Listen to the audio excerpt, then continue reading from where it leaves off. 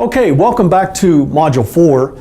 We have spent the last 3 weeks grappling with the whole idea of what it means to read in a way, what it means to read the Bible in such a way that is reliable and relevant. And so the first week we wrestled with this whole idea of what it means to extract the meaning out of the original text, what it means to determine what it meant, and within its original context, written by the original author.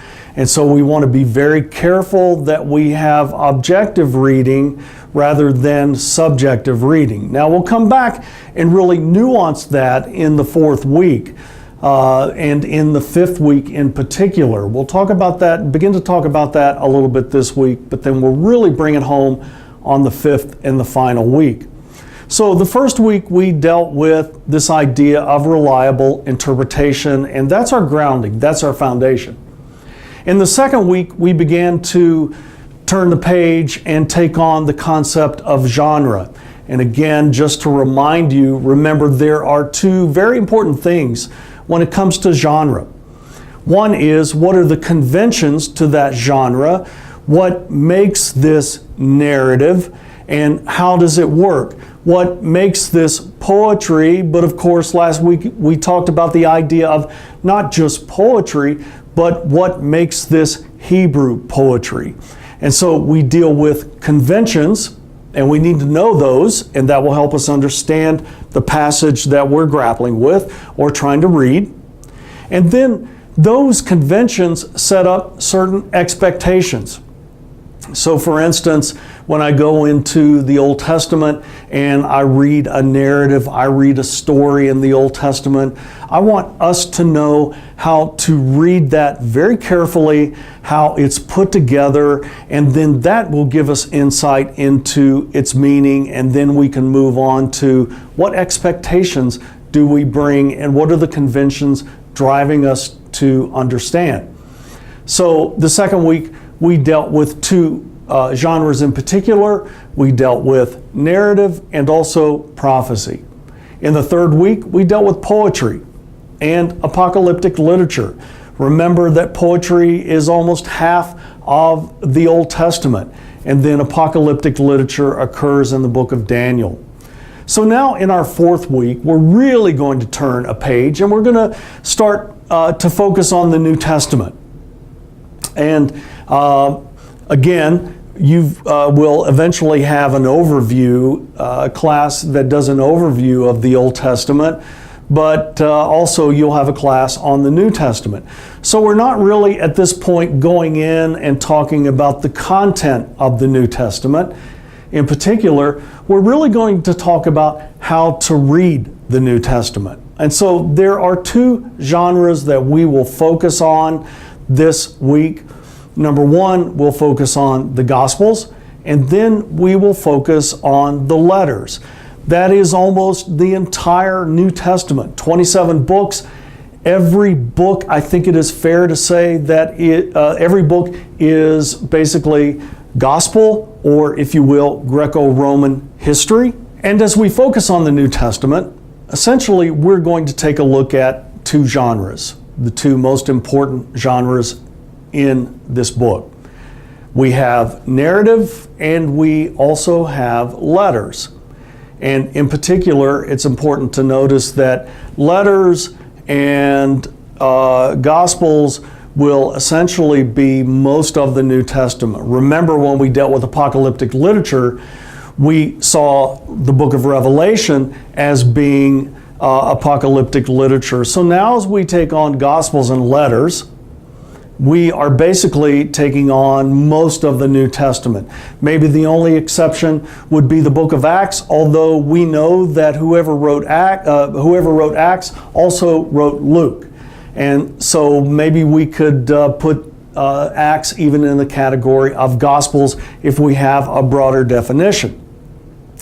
So essentially 26 or maybe 25 of these books are Gospels or letters. And so we're going to take the time to look at each genre, once again, in the conventions, and then what are the expectations. So a couple of thoughts before we get into this.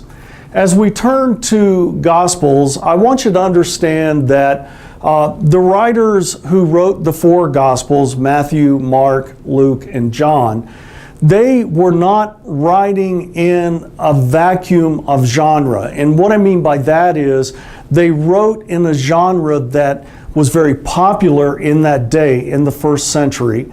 And they were writing in a genre that most people could pick up and they would recognize it. And so this genre is called Greco-Roman biography. And Greco-Roman biography was a big deal. It was a big hit back in the first century.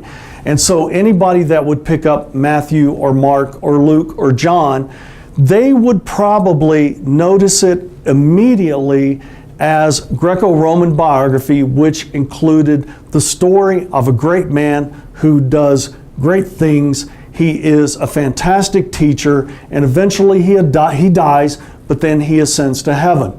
And so right there, I've given about 4 or 5 major conventions to Greco-Roman biography. It's important to know that, but then it's also important to know that Matthew has a different agenda than John does.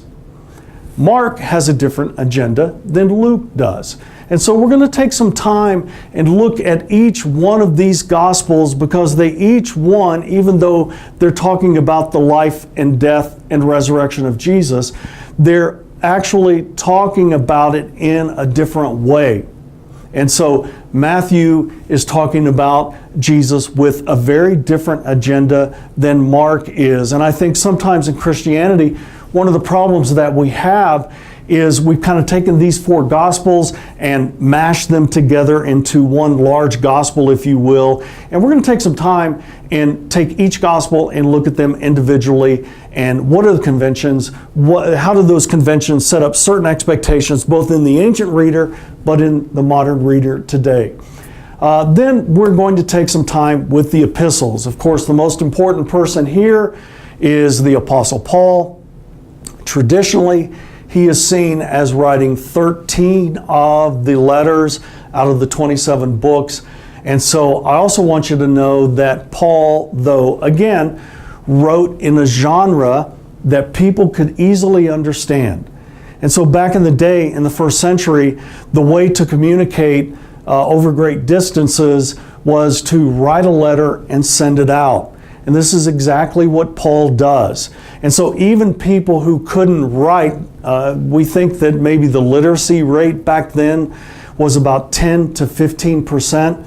Even if you couldn't write a letter back then, you could go down to the market or go down to a place where people intersected, and you could probably find someone that you could pay to write a letter for you. And so the way of communicating back then, as much as email for us today, you communicated back then with letters. And then you also typically wrote in Greek. Well, of course, this is what Paul does. And so Paul, if I can put it this way, borrows from the most predominant genre of the day, which is letter writing. He borrows from that. He writes within that genre as he writes letters to his churches or to his congregations. And so it's going to be important for us, again, to look at letters. Back in the day, we call those Greco-Roman letters, but Paul will actually follow Greco-Roman letters in the same way that anybody else would. And so he's going to follow those conventions. Then Paul is also going to deviate from that. And that's where some of the letters become even more exciting. Because, for instance, Paul, when he writes the book of Galatians, he will leave out a major section within the genre. And back in the day, 2,000 years ago, people would have read the book of Galatians. They would have recognized this as Greco-Roman letters, but then they also would have been shocked, or at least taken aback, that Paul leaves out a major section. But that fits in beautifully with his theology. So let's move on for week 4, and let's learn what it means to read Greco-Roman biography, the Gospels, and Greco-Roman letters, the letters of the New Testament.